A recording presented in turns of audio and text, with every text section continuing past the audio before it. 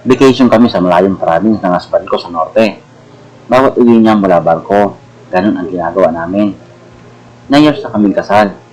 But sad to say, ayaw pa rin kami bigyan ng anak. Kaya pag bumabalik ang husband ko, naglalaan talaga kami ng oras para makabuo. Nagpupunta kami sa mga bundok, nagkakampi kami dalawa para masolo namin ang isa't isa. Kapag bumalik naman ulit sa barko, busy na rin ako sa aking work. 1 year ago, umuwi si husband at kaya namin doon kami mag-stay sa medyo malayo nila kamag-anak sa Baguio. Malamig daw kasi ang klima kapag ganun ang time. Sa akin, kulang din ako. Gusto ko rin naman yon. In short story, dumating nga kami ng husband ko doon. Medyo ilang lang ako kasi nakatingin sa akin yung mga tao. Para bang nakakita sila ng artista.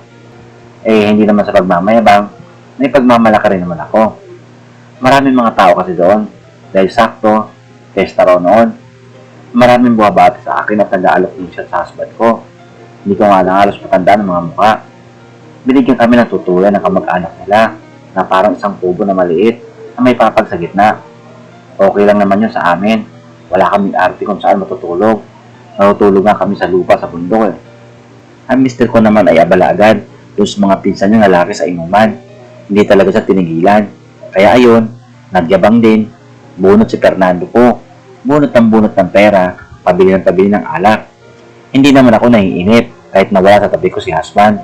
Nakikipagkwentuhan din ako sa mga pinsan niyang babae habang nagiinom din sila. May napansin lang ako na kanina pa ay panitingin at sulyap sa akin. Medyo bata pa siya kumpara sa edad ko. Matangkad at athletic ang katawan. Parang batak sa trabaho. Nagiinom din siya doon sa grupo ng husband ko. Kaya lang paalis-alis. Parang hindi naman talaga siya umiinom. Hindi nagtagal, lumapit yung pinsan niya raw na babae. At ipinakilala ko sa pinsan niya. Yun nga yung lalaki, na Ben pala ang name. Lumapit niya sa akin at nakangiti. Ang gwapo niya talaga sa malapitan. Kakaibang dating niya. Para sang native na local resident doon, pero may halong foreigner dahil sa tangkad. For the second time, kinilig talaga ako. Para makalaglag andis.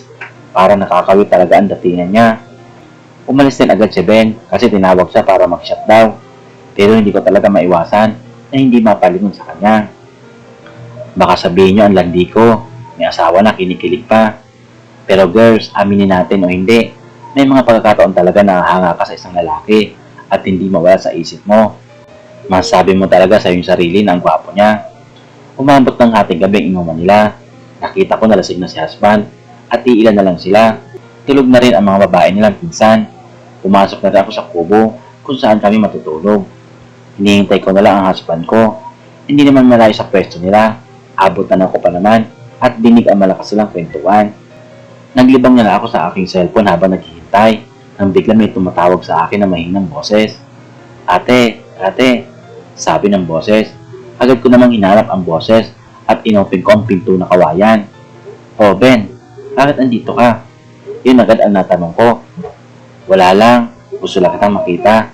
Sabi sa akin, sabay na sinara ang pinto at pumasok sa loob. Lumabas ka dito, baka makita ka ng asawa ko. May ng boses na pakiusap ko kay Ben. Ang ganda-ganda mo ate, ang sexy-sexy mo pa. Ngayon lang ako nakakita ng babaeng tulad mo. Parang biglang lumakantay ako sa aking narinig. Parang di ako makagalaw. Hanggang sa dumampi ang labi niya sa akin. At doon nga, biglang nagsiklab ang kalooban ko. Hindi ko na nakontrol ang pangyayari. Doon nga, nagawa ng pinsan ni husband ko ang gusto niya. Uulit pa sana sa noon nang biglang narinig namin ang boses ni husband. Agad kaming naghiwalay sa pagkakasumpong. Sabay na bigla na rin nakalabas si Ben sa kubo habang ang husband ko ay suray-suray na naglalakad papunta sa kubo kasama ng isa niyang pinsan. Hindi ako nakatulog ng gabi niyon habang tulog si husband. Nagbubula ako sa kanya na sorry, bakit ko nagawa yon. Kinabukasan, nag-alok pa sana ang pinsan niya mag-stay pa kami ng isang araw. Gusto pa nga sana ni husband pero ayaw na. Gusto ko nga, agad-agad umalis na kami ng umaga na yon. Nang paalis na kami, nakita ko nga si Ben kasama ng mga pinsan niya na kumakaway din sa amin habang paalis ang sasakyan namin.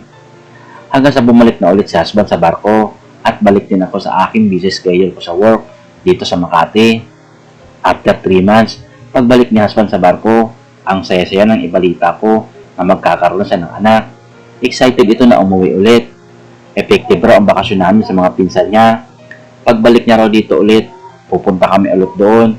Mag-i-stay raw kami ng mga 1 week para sulit ang bakasyon niya. Oo naman sagot ko. At sakto, nakapanganak na ako noon at mas maganda para masundan agad ang anak namin.